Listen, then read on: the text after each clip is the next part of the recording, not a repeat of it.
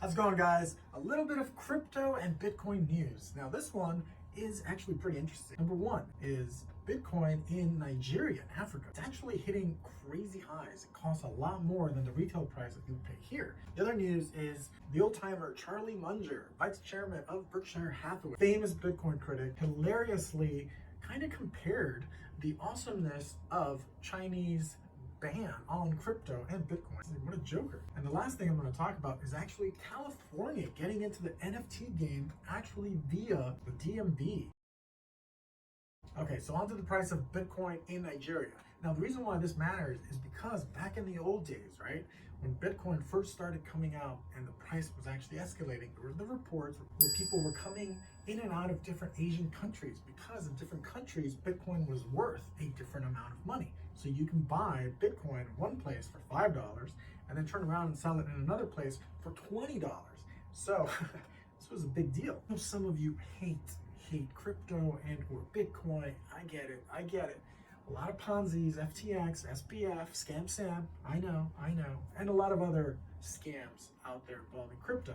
Look, you go to YouTube, there's all these clowns out there. Hey, buy this, the time is now.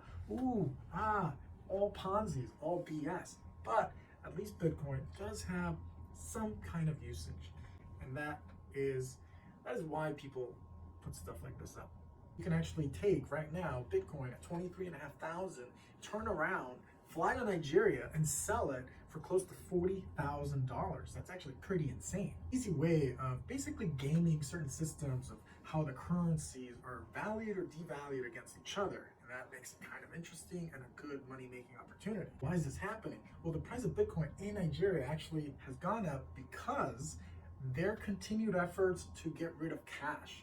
That makes it crazy valuable to just throw your money in Bitcoin. So it's elevated the price of Bitcoin. It's pretty astonishing, actually.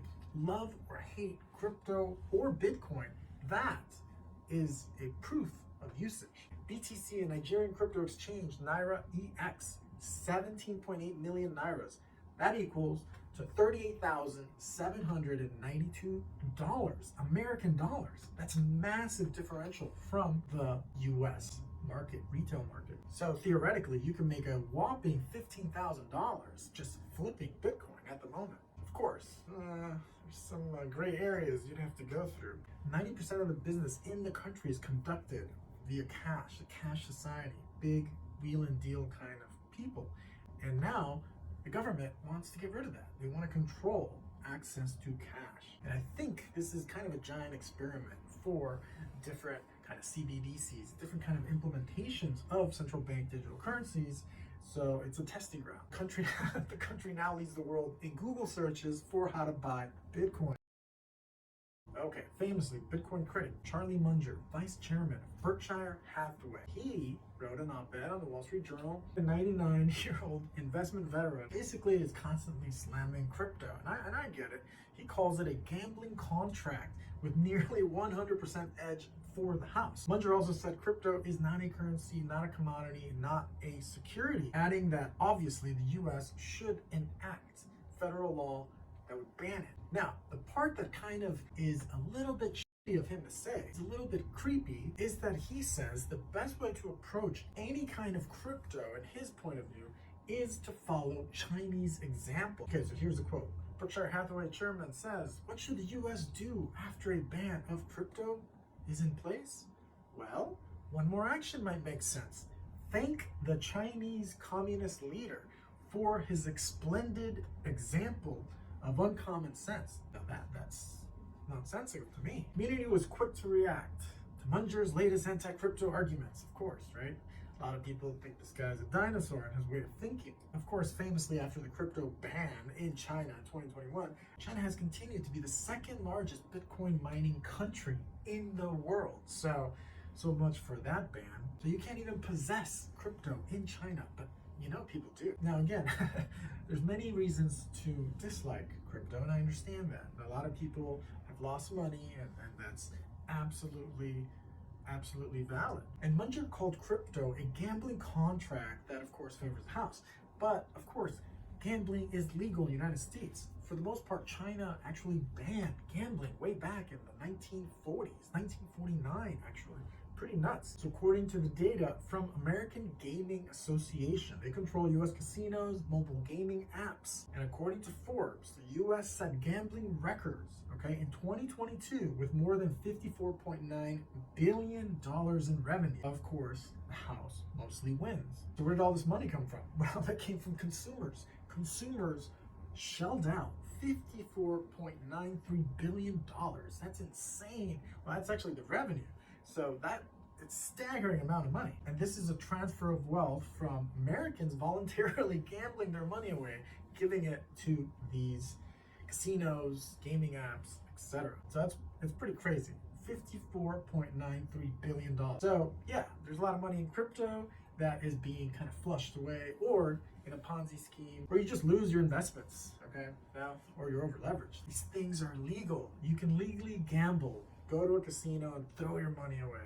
Because I've been there, and there's a lot of people, especially older folks, just dumping their money. All right, California, DMV is getting up to date. Apparently, they're using a cutting-edge NFT project to digitize vehicle title. According to the chief digital officer, Ajay Gupta, the move puts titles on a private Tezos blockchain. That will help Tezos, right? Reported by Fortune. It's pretty nuts. He said that the agency would hope to replicate old DMV titles database onto the blockchain within the next 3 months. It's super, super fast. And afterwards, they're going to work on consumer-facing applications, basically how to interact with it. Proof of concept database has already been tested. That's pretty interesting. So the DMV sees NFT car titles as a way to kind of modernize its process. Of course, private Tezos chain. Once fully fleshed out, accompanying mobile apps will built to act as a wallet for storing your NFT car title. Pretty interesting. What about hacks?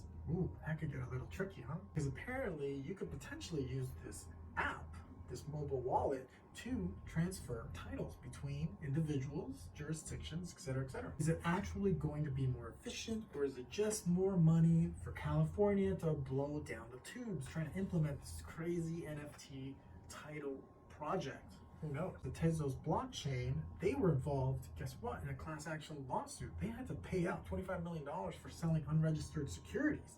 So there have some issues there. It may not come to fruition, but interesting idea. So while California tries to ban gas cars, they're also going to get into the NFT game, maybe. So we'll see. Well, there's some crypto news, there's some Bitcoin news. All right, guys, thanks for watching. Hope you liked the video. Smash the like if you haven't. Please do subscribe, and I'll see you in the next one. Can anybody out there hear me? Hear me?